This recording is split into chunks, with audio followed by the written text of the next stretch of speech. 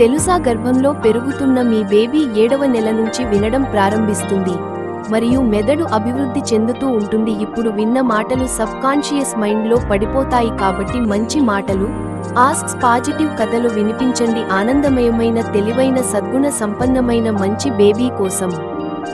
Good morning my dear baby. ఈ కొత్త రోజును వెలుగులతో ఆహ్వానించుదాం. సూర్యుడు తన కిరణాలతో మనకు శక్తిని, ఉత్సాహాన్ని మరియు ఆశలను అందిస్తున్నాడు. ఈ ప్రకృతికి, ఈ శక్తికి మనం కృతజ్ఞతలు తెలుపుదాం.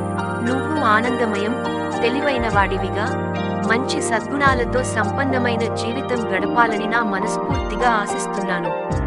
నీ ఎదుగుదల ప్రతి క్షణం నాకు ఆనందాన్ని ఇస్తుంది. సూర్యుడా, నువ్వు నీ కిరణాలతో ఈ రోజును వెలిగించావు. నీ వెచ్చని కాంతి మాకు ఆశ, శక్తి మరియు ఆరోగ్యం అందిస్తోంది. ధన్యవాదాలు. నీ వెలుగు నా బిడ్డకు తెలివితేటలు, ధైర్యం మరియు సద్గుణాలను అందించాలి. నీ తేజస్సు మా జీవితాన్ని ఆనందమయం మరియు విజయవంతంగా మార్చాలని కోరుకుంటున్నాను. ఈ రోజు నీ కోసం మంచి అవకాశాలతో నిండిపోయింది. నువ్వు ఆత్మవిశ్వాసంతో, తెలివితేటలతో ఎదగాలని నేను కోరుకుంటున్నాను. ప్రతి కిరణం నీ జీవితం ఆనందమయం మరియు విజయవంతంగా ఉండాలని ఆశిస్తున్నాను.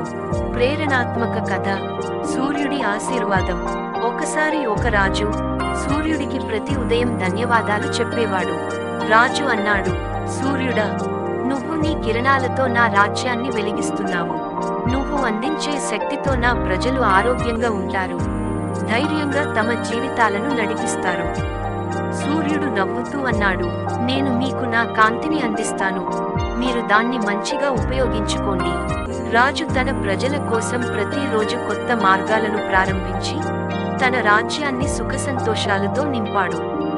ఈ కథలో ఉన్న భావం, ప్రతి ఉదయం సూర్యుడు కొత్త శక్తిని మరియు అవకాశాలను తీసుకువస్తాడు.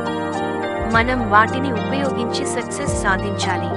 ఈ ఉదయాన్ని, ఈ ప్రకృతిని మనకు అందించిన ప్రకృతికి ధన్యవాదాలు. సూర్యుడి వెలుగు మన బిడ్డకు మంచి బలం, తెలివితేటలు మరియు సద్గుణాలను అందించాలి.